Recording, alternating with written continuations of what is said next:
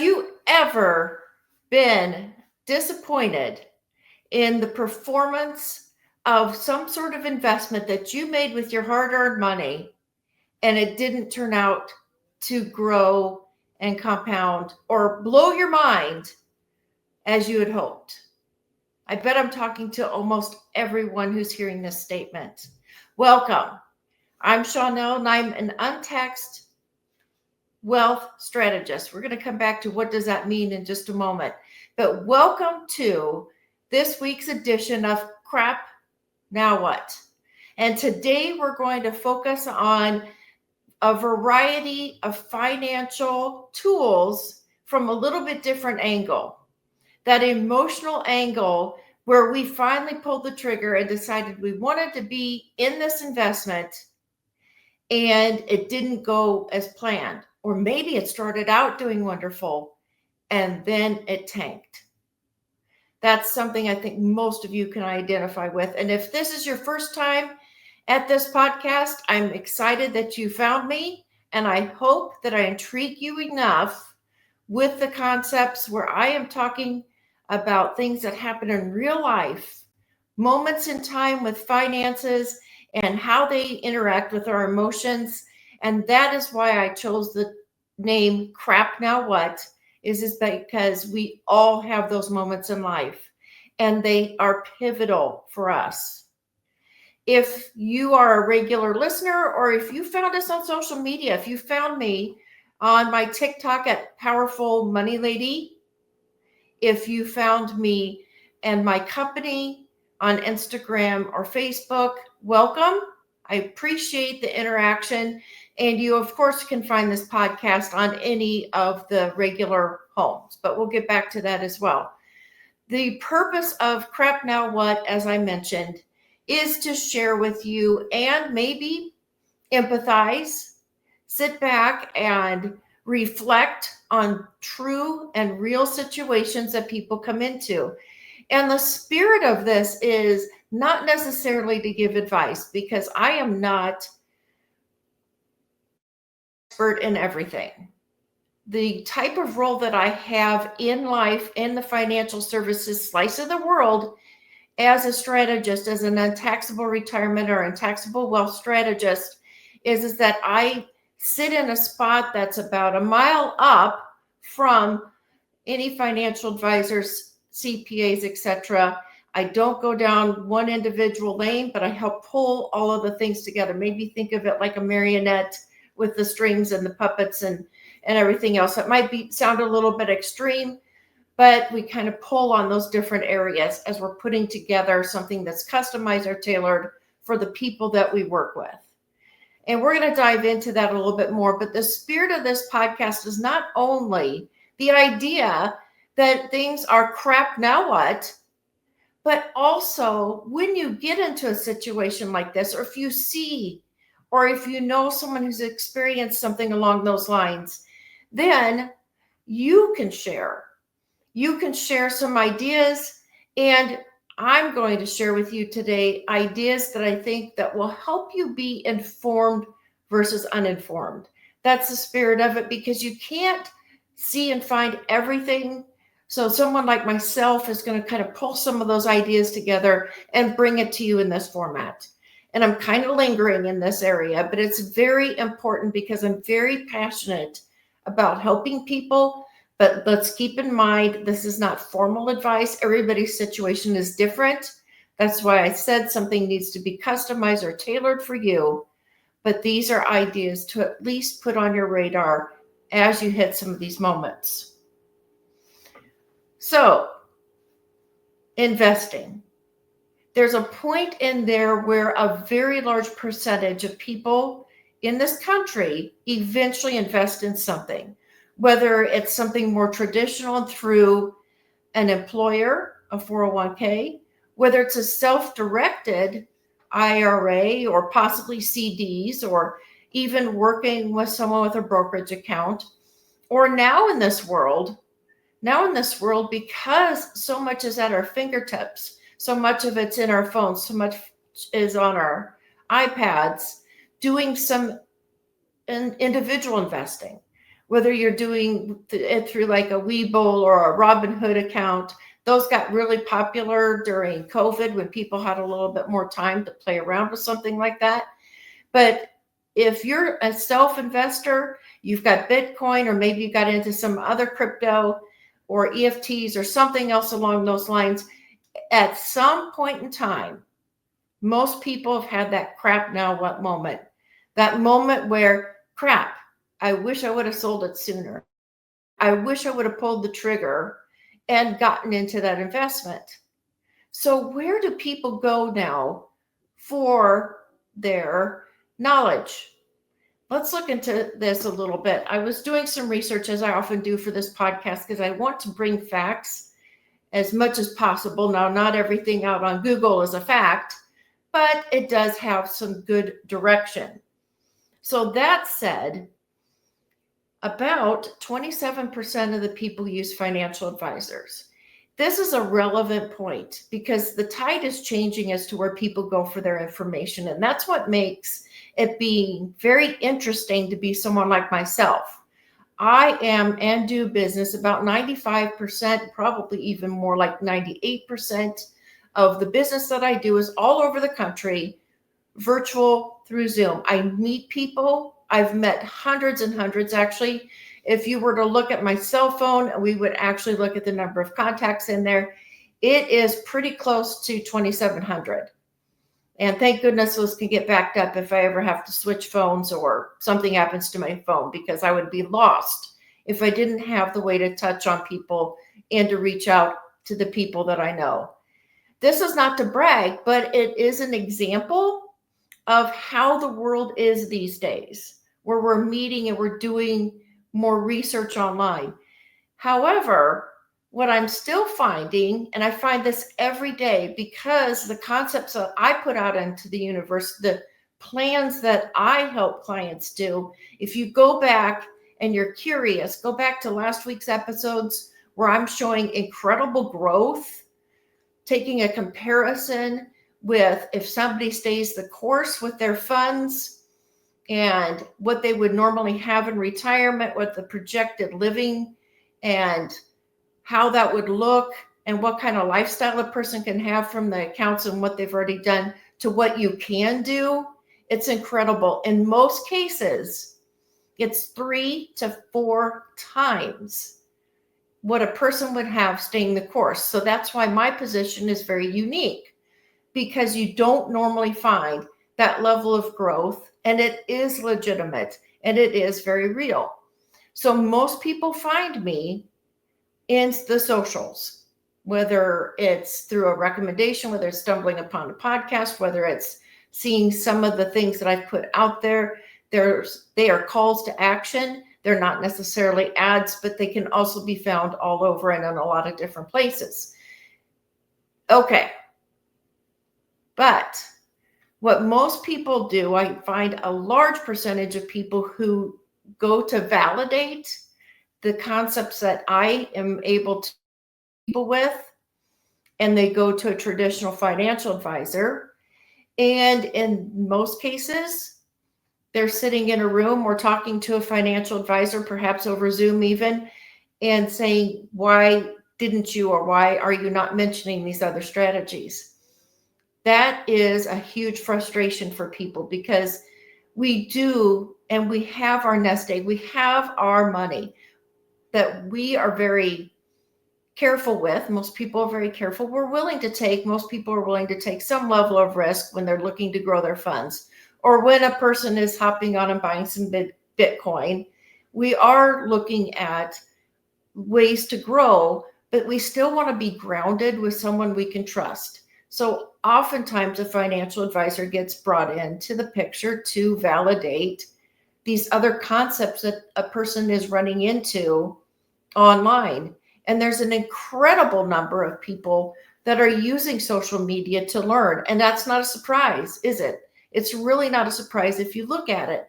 But there's still that gap in there where, okay, I want to trust. That's the number one reason why somebody gets picked or selected to be the person to guide somebody's funds, is because they trust them.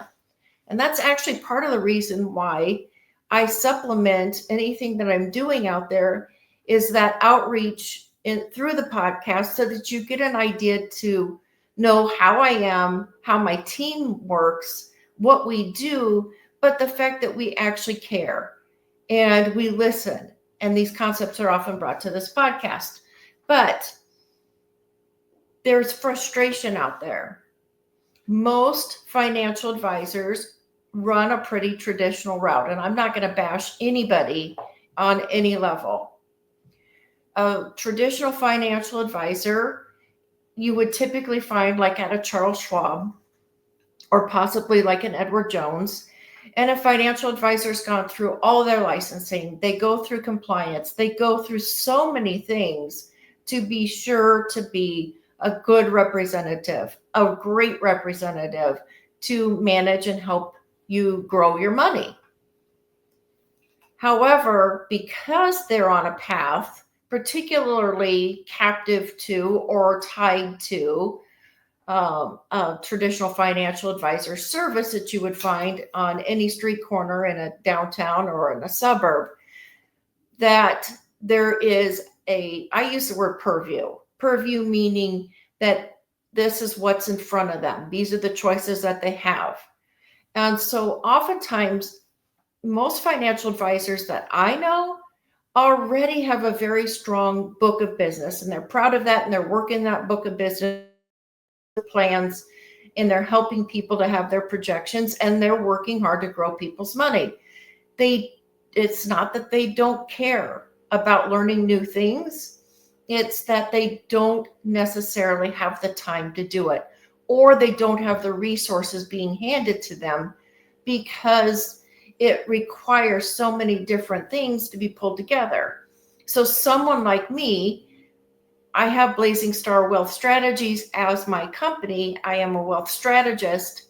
That's a little bit different than a financial advisor, but I also have the same tools available. I have securities license people as part of my team. And I say securities license because they are financial advisors. They have just chosen to be in this specific niche, same as I've chosen to be in this specific niche. So there's nothing that's wrong about it, but you take a doctor as an example, or a lawyer. That's how financial advisors are, is that most doctors don't suddenly decide that they're going to go from being a spine doctor to a hand surgeon. They stay in their lane. Same with accountants, same with lawyers. A lawyer that's a really crack divorce attorney is not going to suddenly become someone who litigates on behalf of people in tort law. Okay, I think you get the picture. So let's step back to where we're headed with some of this topic and how the world is different. And we're going to talk about why people sometimes get disappointed with financial advisors. And I'm going to repeat that because I'm trying to shift in the chair. So we're going to talk about why people sometimes still feel lost when they're trying to find direction in financial services. I'm really excited about the coffee mug that I chose today. This was a gift to me, and I think it does describe me in a lot of ways. I've had this for, maybe a little over a year, and it gives me a little extra encouragement every morning. It says crazy, brave, and wicked strong. Now, I can't pick it every day, but I use this once in a while. It's been a huge happy message for me as I'm getting my morning coffee ready, because if you notice, I'm still wearing this back brace. I'll be wearing it at least until another 10 or 12 podcasts at least. So this gives me a little bit of encouragement to continue to be brave, and also a little bit wicked strong to bring you some of these ideas. So let's focus on the differences with financial advisors. I went to yougov.com, which is a little bit of an unusual resource. And of course, I found it through Google. But what the caption here is that not only 27% of the people actually use financial advisors. And I would throw out there that more people would use financial advisors, and more people should use financial advisors, because you have only one nest egg, one opportunity to have a plan, to have a plan for your future, to have dollars set aside, to have the lifestyle that you would like to have, especially in your future, to have the money to pay for your kid's wedding, to potentially help your kids out in college and their college tuition more than you originally thought you would be able to help them. The chance to buy an extra rental property to put out on Airbnb and have your dollars grow again. I believe more people should have that guiding light and somebody to help them with their finances. Because oftentimes when we're self-directed, we're only going to operate out of what we know and what we've heard, what we know in our own experience, and what we maybe have heard from friends and family, which is the number one resource for information, which a lot of people are aligned with smart and experienced friends and family.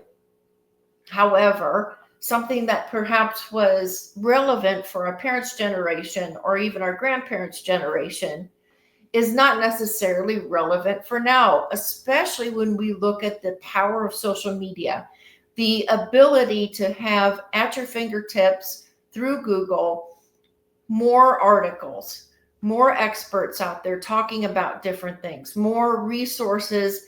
You don't have to go to the library for a book. You can download it from Amazon onto your Kindle. There are so many different ways to find information. So I believe a person should use someone that is very smart and do their own independent research. The interesting thing about those who do go to financial advisors, it is more likely to still be a male versus a female. And that's about, the difference is only by about 33%. So it's not a huge difference. I would believe maybe historically that this has changed. I do meet a lot of women through the business that I have, through the social media and through my resources. And I meet a lot of women typically when they're a little bit more on the independent side. I meet women as clients, and I have women as clients that are in a space where they've either suddenly became independent or are planning for their independence. And where I'm coming from, it might be a situational that triggered it, possibly a divorce situation, for example, a new life, maybe always been single but ready to start figuring out their financial plans, have been doing a lot of independent research, and they're looking for justification for what they're doing. The divorce is one example. I said that just a moment ago, but also the becoming a sudden widow. That's one that I actually have a book in process that I'm going to be putting out as something on my website. It is 13 steps to what you should do if you suddenly have your loved one pass. And it could be male or female. It could be either direction, any direction, significant other. It's geared in this because it's modeled after one of my first clients and the situation that we dealt with many, many years ago, and still have provided that guiding light. There is a tendency statistically that it is and are more people that are higher educated, either some college or postgraduate, who are slightly more likely to use a financial advisor. I meet these type of people every day. I work with people in this category every day. I work simultaneously with a financial advisor if somebody already has a financial advisor. I'm never in a position, nor do I want to be in a position where I tell a person to quit working with their financial advisor, because we can all play on the same playground and work together for the same guidance. And that's very unique. You don't often find that in the financial services world, where somebody like myself is saying, okay, we can all work together. What I bring in are unique concepts that you as a financial advisor should be aware of, but you don't have to be the expert. Same as I don't have to be an expert in every stock and mutual fund or different versions of securities. I know quite a bit about them, and can provide some guidance, but I am not an expert, nor am I somebody who should be telling somebody specifically, a client, what they should be doing with their money. I direct people to the experts and we all work together. There is also a decent percentage of people, as the closer they get to retirement and the closer that a person gets to retirement, their need is to take their funds. They're suddenly retired. They have their bucket of funds, and that 401k is typically the way it looks, or it's a 403b. And now, instead of having the plan advisors and having the people that are actually overseeing the 401k no longer necessarily be in the picture, and now somebody needs to go to an independent financial advisor. And that happens too, and some people say the statistics are about 55% of the people. However, I have found that this type of person who has not had a financial advisor yet is suddenly feeling that anxiety a little bit, that urgency a little bit, that my runway is narrow, it's not very long, and I need to make the right decisions with my funds, the right decisions on how to grow them, how to have the lifestyle, how to not run out of money, how to not run out of money. I'm going to back up again to the traditional statistics where it says more males than females are using financial advisors. And I'm going to go out there on my personal experience being in the financial services space and also helping somebody with a plan. I often have a number of people who've never worked with a traditional financial advisor knock on my door because of that sense that there's something new and different that they can learn about. There's something different about how my team works, how we're there, and available, a little bit different kind of schedule than a financial advisor, typically not maybe buried in quite so much paperwork. The ability to be on Zoom gives you more time to meet with more people rather than having a lot of paperwork to do.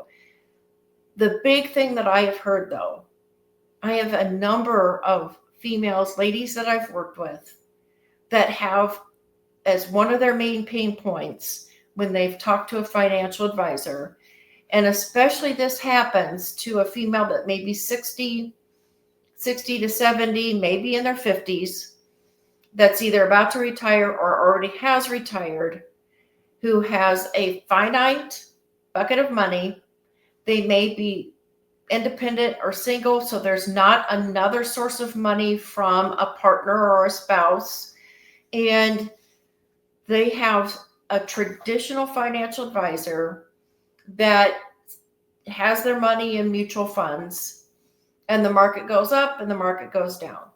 I often have short conversations, especially with women, that say, oh my gosh, I could have been so much better off financially, not worried about running out of money, if my financial advisor had their a little bit more in my playing field and making sure that my money was watched over in the years that there were major downturns. What a financial advisor sometimes misses when I'm talking to these specific situations, sometimes misses, is the idea that, okay, well, it went down, and yes, it is going to go back up eventually. The number one phrase that I get quoted to me is, they told me, don't worry, what goes down comes back up. But then they're out doing their own independent research. This would be the client, or the client that I'm talking to, out on Google doing independent research that actually lays it out, that says, okay, you might have had this big downturn in 2008 or 2022 or any other places where there's been some big downturns.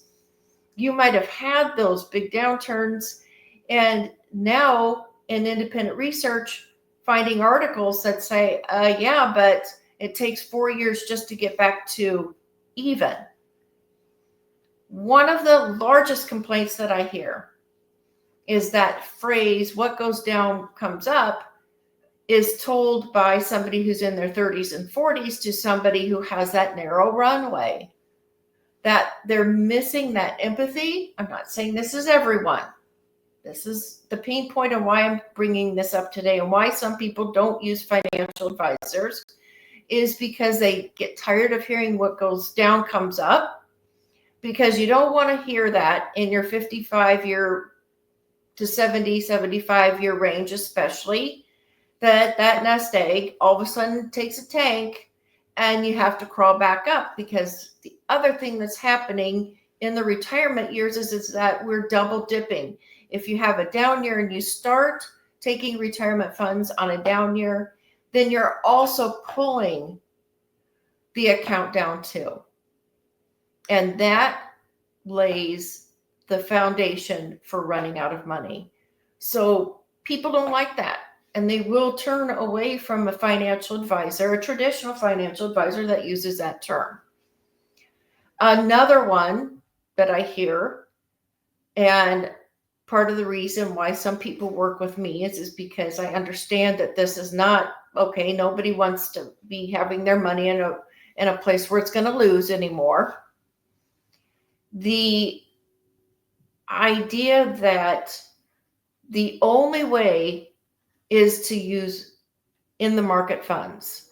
So putting your money in the market doesn't have any caps. So yes, you're subject to the downturns, but you're also going to have the opportunity of big highs, especially if you're working with a financial advisor who actually moves your money around a little bit to take advantage of the upsides.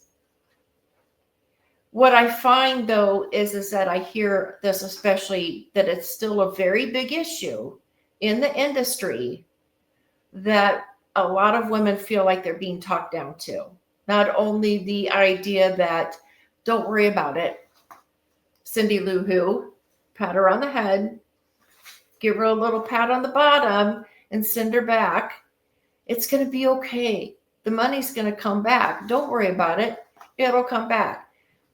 That is a very frustrating statement to somebody who's turning to somebody to trust, to be understanding and empathetic about and reading somebody's goals, rather than using a traditional statement or using a traditional set of ideas.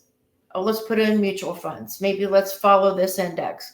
Well, Apple's doing really good. Amazon's doing good. Tesla's doing amazing. Look what just happened with the new election a few days ago. That's, if you're hearing this, we just elected a new president, and it's 2024, so we'll have that next year. And we had a huge upswing in the market. We're going to put that aside. But when somebody goes to somebody like a financial advisor, anybody in the financial services, just like the attorneys, just like doctors, you're looking for an expert and for somebody to be cutting edge, involved, and caring. And cutting edge doesn't mean you have to bring and do the newest ideas, but at least have them on the radar and be able to be current. With the world of social media, there are, if you go to the article that I found on YouGov that I just gave you the statistics on and take a little bit deeper dive, 47% of the people go to friends and family for ideas. They're looking within their network. They're looking for that influencer, that person within their own group who has already studied or experienced to possibly consider mimicking what they're having good luck with. Beyond that, then, 30% out on social media to learn about financial services. Financial websites, 28%. So think about it. Number 2, number 3 are all online at our fingertips. That's why the world is different than it was when our parents grew up, when our grandparents, certainly when our grandparents, because our grandparents had pensions. Some of our parents had pensions and then their own individual had. Not everybody in this generation or the next couple generations have that. My kids, my adult children, are not in areas or fields, and this is probably something that I can say a blanket statement to anybody else who has children that are young adults who are out there starting out, who are buried in dollars of rents into high interest rate for first time home, not able to necessarily sell their car because of the impact on COVID on the auto industry. Food is more expensive. And then you start talking about the fact that because they are challenged to make ends meet, they're not really starting on retirement dollars. They're not in industries where there's pension. And every time I start going down this path, I start stressing out anybody who's found this because nobody really wants to hear it because it's painful. Young adults are kind of concerned, and they should be concerned. And they should be turning to places where when they have the dollars, and the sooner they have the dollars, just because you should take advantage of compound interest. There are a lot of people who have to look at and should look at these social media places because what their parents did isn't necessarily available for them now. So that's why you start to hear more about the next generations buying Bitcoin, doing the research on that and being knowledgeable. You got to get, and you got to have the right kind of courage to do that. But for the people that I know who've done it, they're doing well. There also are people that are looking for financial advisors, people who stay current, people who are a little bit more in tune to specific needs and not necessarily tied to one company, not necessarily tied to only certain types of avenues for investment. You hear a lot more about self-directed fidelity accounts. A lot of people still, and a lot of younger people, next generation, are using like Robinhood, Webull. I've mentioned several. So we're doing things. There's several people that I know this generation is setting aside money, but they're doing it in a different way. And therefore maybe more interested in working with people that have a variety of different ideas, different opportunities, knowing that they have to be a little bit more current. And in your 20s and 30s, you're looking another 50 years down the road. That's a long way. But anybody who's thinking about what they're going to do 50 years down the road knows that when it comes to technology, when it comes to the opportunities, where is money going to go anyway? Is it going to go away? Are we going to have other forms of virtual money instead of dollars in our wallet? They know, and they're on the cutting edge. That said, when a person turns around to try to find someone to help justify what their choices are for their funds and maybe knocks on the door of a financial advisor, they're less likely to feel connected with that person. And if you don't feel connected with that person, then it's not likely to be a time when you are going to make a choice to trust them. If you don't feel connected, you're not going to trust them with your dollars. But everything else, after we look at social media, financial websites, not necessarily Charles Schwab's website or Edward Jones or a specific company's websites that give financial information. I've used Investopedia.com. That would be a great place where people are going to find things that are tried and true and tested, and articles and descriptions, very good descriptions of different types of investments. After those two sources, then we go to banks and institutions, like I said, for that validation, trying to find somebody that they can still see, feel, and touch, sort of. There's still that very logical desire to actually still sit across the desk from somebody, to have somebody whose office. There's a point in there when we're talking about money that there's still, for many people, that desire to have that opportunity to actually meet the person who's going to be helping, and that physical closeness, proximity still plays in it. So when we're talking about living like this, a podcast, when we talk about doing business, 98% of my business is over Zoom. You have to, yes, it's more prevalent in the world and it's never going to go away unless there's some sort of new form of it, unless we turn into Star Trek and we're beaming ourselves into different places. And I don't need to digress, but who knows what the next iteration will be. We still have to feel connected and trustworthy and find. And people want that because they're trusting people with their money. Then the next resource for information, according to YouGov.com, radio, TV, and podcasts.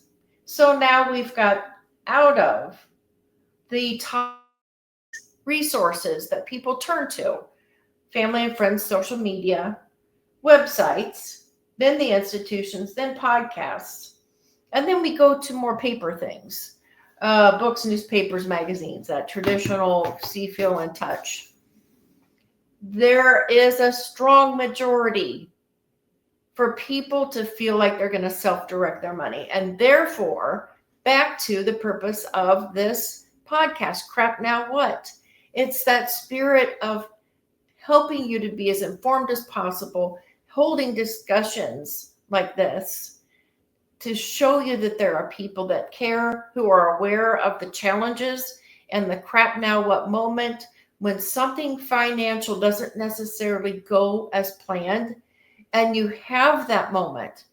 Everybody's had it at least once in their financial journey. That moment when something didn't go as well. That moment when you look at your phone on your lunch break, or not even on your lunch break, and then when you've got 2 seconds to flip through. That moment when you say, crap, I missed the opportunity to sell it. I missed the opportunity to buy it. My buddy so-and-so just made a bundle. I missed it because I didn't pull the trigger. Or thank goodness I didn't pull the trigger. I was doing my research and I didn't buy, and then I didn't lose. There's so many different scenarios, but you get the spirit of this. People want to connect with people. We still desire to do that. And I find it to be very strong when it comes to people's money. They want to have intelligent, knowledgeable discussions, and they want to find that anchor for their funds. So the spirit of today's podcast is there are people out there. Of course, I'm talking slightly about myself in that regard, but also the team of people that I'm surrounded with, the people that have developed niches in the industry, the financial services industry, that I've given you the taste of, that doubling, tripling, quadruple possibility of taking one's nest egg. The opportunity, if you happen to be someone who has a 401k, you've put all of your money into tax deferred accounts, to know that there's a way to move that money strategically. And I use that word a lot because it's probably the best encompassing word, that there's two or to move those funds from a tax deferred account into a never taxed again account, a never taxed again source of funds. And that is possible. If you haven't started your 401k, or if you're younger, in your 20s and 30s and 40s, and even if you have started a 401k, but you're bouncing around to different jobs and you got all these different things going on, but you can start to pivot and take advantage of the knowledge that the group of people, the baby boomers, can share with you is that the baby boomers were told that it's good to have tax deferred. Take the tax cut on the front, you'll have a better deal on the back end. That's not what's happening for most people. the way the money's coming out of these accounts is being taxed. And it hurts people. It hurts people to see that they're $200,000 or $250,000 or their $1 million that they work so hard to save is going to be ended up taxed at a 30% level or something along those lines. I'm throwing numbers around, but it is pretty true. And it's like, holy cow, I'm barely going to be able to enjoy it. I didn't save enough in the first place. In some cases, people are saying that, but now it's going to be taxed so much. Heaven forbid how much it gets taxed to the children, if there is any left for the children to inherit, so to speak. What I want you to know is that there are people who care. I have a team of people who care. What I want you to do is share this podcast, talk to people. I do not expect anyone who knocks on my door to understand the strategies that I have at my fingertips, the team that I am surrounded with, the people that I work with every day. And many of us are very virtual from each other. Some of us are local and some of us are virtual. But I work with people who understand and how to work tax strategies. I have access, if you don't have a CPA, to have a CPA. I have access and routes for you to be able to start a trust. I have on my team financial advisors. There are programs within our financial advisors group that nobody can ever say the word guarantee. In financial services, nobody says guarantee. And yes, sometimes people use a rolling history of 10 to 20 years and use that as a guideline. I have, as part of my team, as part of the extension of Blazing Star Wealth Strategies, people that have accounts that are specifically designed to protect from the market downturn, but still produce 8.25 earnings year over year. So that ability to have, and this is very sincere, and this is a very good point.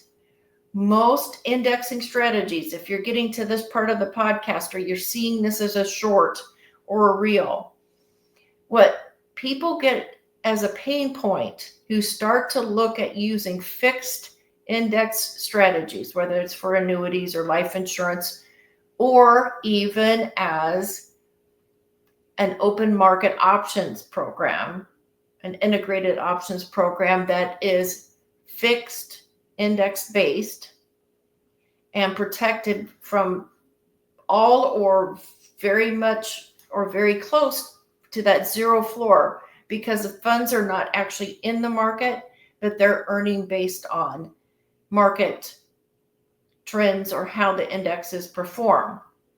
There are uncapped strategies within the team that is focused in this particular area. And how do you find people like that? It's hard. It's very, very hard. And getting to this stage, what we are committed to, what my team, what I'm committed to, is taking these strategies to middle America, to the people who would never have heard this, or maybe got a little bit of it.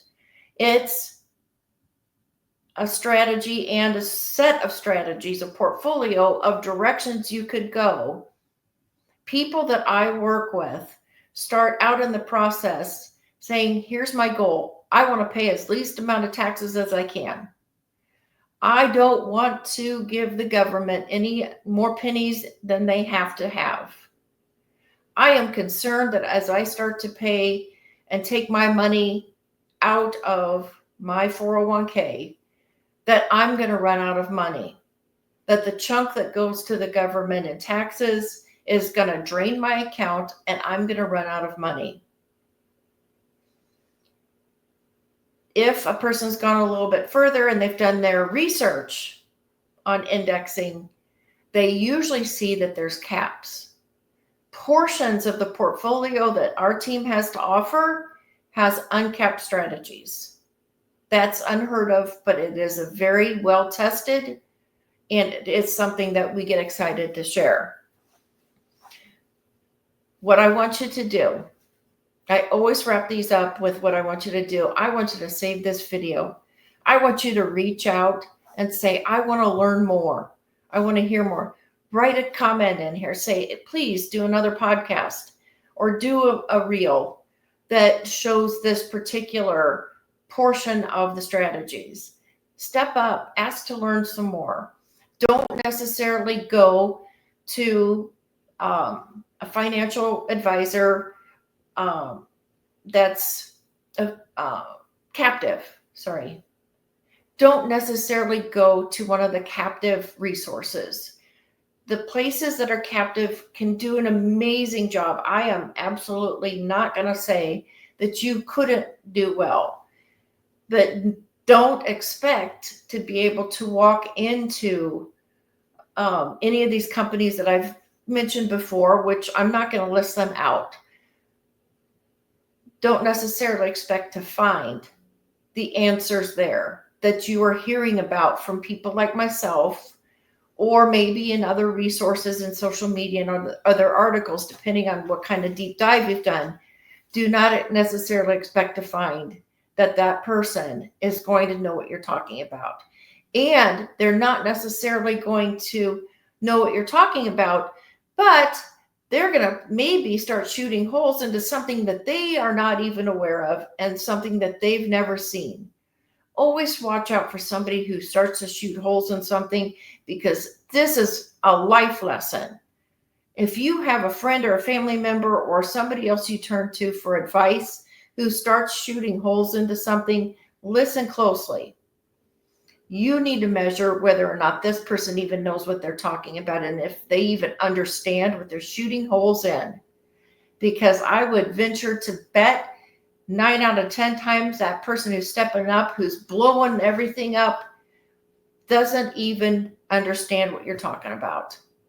They might be knowledgeable and very smart and a very good resource, but they may not know what you're talking about. I run into that all the time.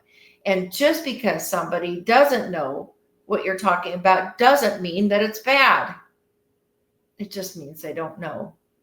And what we do at Blazing Star Wealth Strategies is we take strategies that have, and I love this word that one of my clients said, it helps them to be immune from the pain of taxes.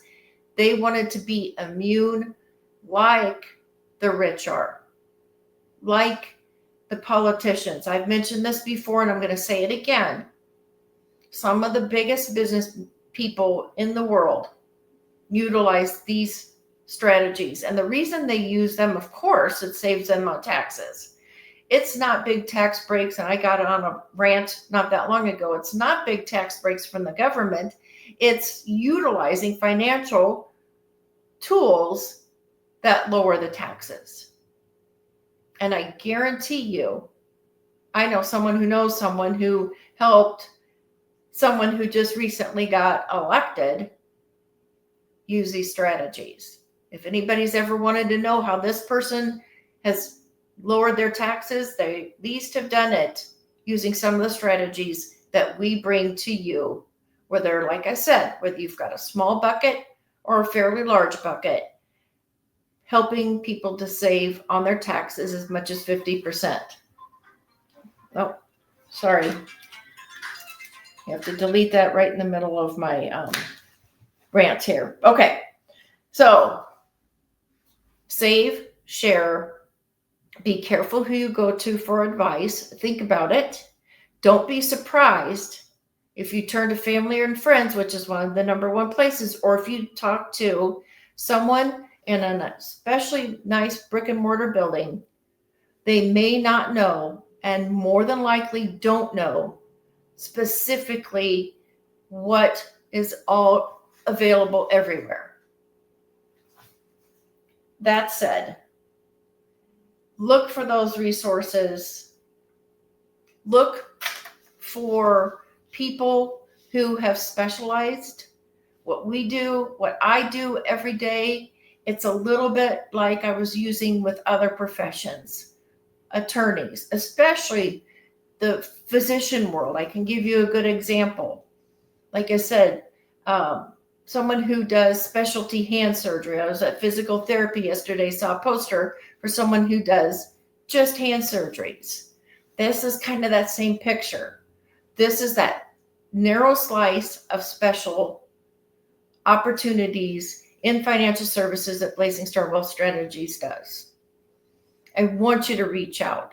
I'm getting more and more passionate about this and asking you to take a pause and reach out. If I don't have the answers for you, I can direct you to places where you can get them. My team is built on experts. My team is also built on clients who are so excited about what they're doing. I have clients that are coming on as agents to help share within their center of influence the opportunities and how we can help people, because the kind of dollars that I've shown, especially on that podcast, when I show double, triple, quadruple the amount of money that's available from where we stay to where we could be in our retirement years, the ability to start a legacy and actually pass on dollars to the family, actually pass on a program to the family. It's exciting. It changes people's lives.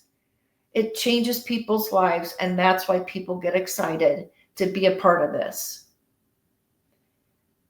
Save, like, listen, come back again for another podcast. Send me some questions. I continue to slice those out and share those as ideas. I don't always call out the person who got me inspired to start talking about this, but I'm telling you right now, I can picture 3 or 4 or 5 people that helped me to get to this topic today. The pain and the frustration of how the world has kind of changed in financial services. Thank you to Caleb, Sal Media, who edits these and puts them in all the different versions that we have out on social media, so that you have the opportunity to see it and share it in those formats as well. If you like what you hear, please come back, as I've asked. Also, follow, subscribe if you can.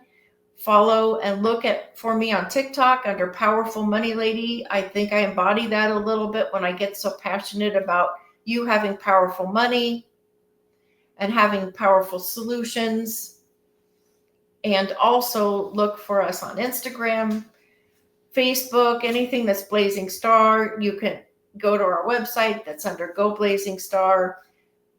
Look for me. I'll be happy to help. My team will be happy to help. We are an amazing resource that's built on the idea of listening to people and being empathetic. So when and whether you're on your emotional journey, your mental journey, your health journey, look at me, I'm on my health journey right now too, your financial journey, we'll meet you where you're at and help sew together so that you can take advantage of the compound interest sooner than later that you can be earning for your future, your current and long-term future.